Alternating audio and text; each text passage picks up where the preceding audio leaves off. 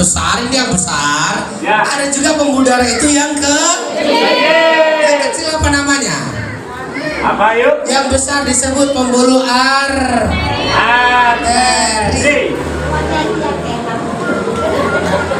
Arteri nih. Nah ini tidak hanya masuk pembuluh yang besar aja, Ya. dia masuk juga ke pembuluh yang kecil. Kalau dia pisah-pisah seperti ini, bisa nggak masuk ke yang kecil? Bisa, ini bisa. Nah, lebih kecil lagi bisa apa tidak? Bisa. Caranya gimana? Darah kita melipat. Melipat. Sel darah itu dibuat cekung supaya kalau masuk pembuluh kecil dia bisa melipat. Ya. Contohnya ini, saya misalnya punya pipa. Pipa. Ya, ini pembuluh darah. Lalu ada sel darah. Saya pinjam sepatumu. Sepatu. Bau lah Pak. Apa? Ini sepatu.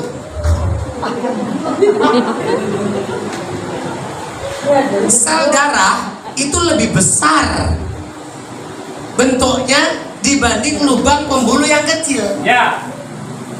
Ukuran sel darah itu sekitar 5-7 mikron.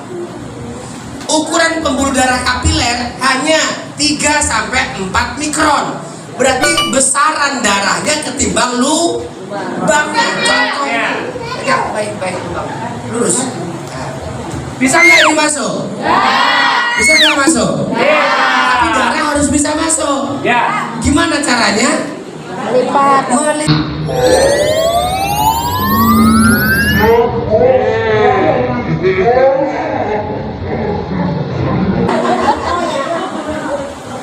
Melipat. Kalau masih belum masuk harus melipat lebih kecil lagi. Jadi harus dikecilin lagi.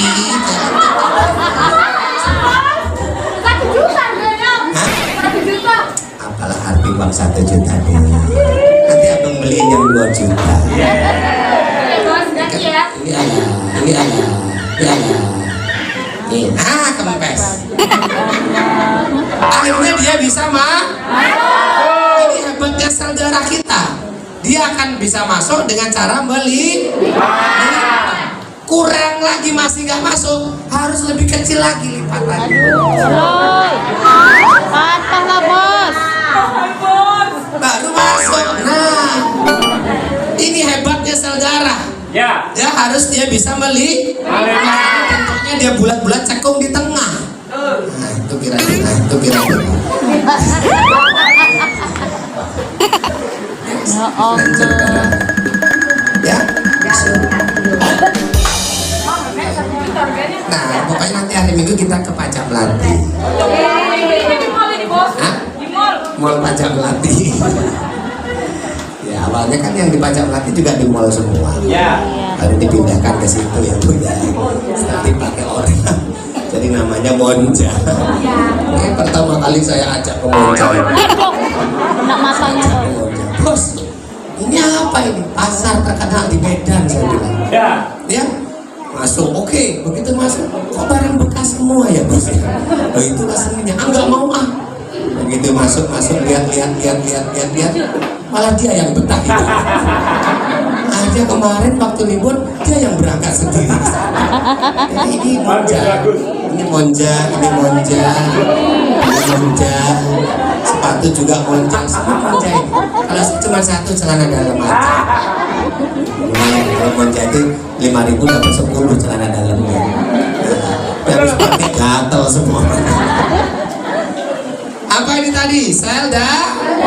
Kalau dia terpisah-pisah kan tetap bisa masuk ke sini. Tapi kalau sel darah kita itu lengket satu sama lain, melekat seperti ini sel darahnya, ya, lengket. Maka untuk masuk ke sini bisa nggak? Nggak bisa. Kalau nggak bisa masuk ke sini, sel ini dapat makanan dah, dapat oksigen dah, maka terjadilah kematian sel tubuh. Kalau di otak maka terjadi kematian sel otak. Ya, kalau di jantung maka terjadi kematian sel jantung. Dia bisa saja melekat di sini, nggak bisa ngalir, nggak bisa jalan, tersumbat, membikin plak namanya di dalam pembuluh darah. Kalau di tangan paling ibu hanya ngerasain kesemutan. Betul. Kalau di kaki baal, kram-kram. Tapi kalau di jantung kan nyeri tembus sampai ke belakang. Maka orang nggak mau ambil resiko. Berangkat dia ke dokter, dioperasi dia, dan banyak orang yang nggak ngerti operasinya apa. Pokoknya udah operasi aja, udah tuh keluar. Padahal pengambilan gumpalan darah di dalam itu cukup mengerikan. Betul. Contoh, ya bagaimana pengambilan gumpalan darah pada organ jantung atau paru. Nih, kau audio dulu, jadi sambil kau catat dulu. Biar kau cerdas. Kan tadi ini Gong videonya pagi tadi Gong. Nggak ada video Shanghai tadi pagi. Kau tetap setel aja Shanghai.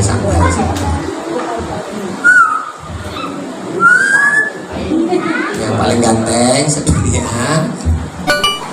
Ini apa Bu? Paru Pak? Paru. Ini diapain? Dapat hasil kayak gini nih. Dirot? Itu pakai apa? Pakai apa? Si? X-ray ya. X-ray itu pakai apa? Gelombang elektromagnetik loh. Makanya kemarin kita belajar mana itu, semua aspek kesehatan itu nanti akan bergantung juga kepada pernah dengar MRI? Pernah. Orang yang direkam otak, CT scan pernah dengar? Lebih canggih lagi dari scan namanya MRI. Yang sekali periksa bisa 3 sampai 6 juta periksa aja. Hanya periksa, masuk ke kayak terowongan. Ya disorong ya maksudnya itu MRI ya MRI. Magnet lagi yang dipakai karena magnet itu paling akurat untuk mendeteksi penyakit maupun memperbaiki penyakit. Nah, itu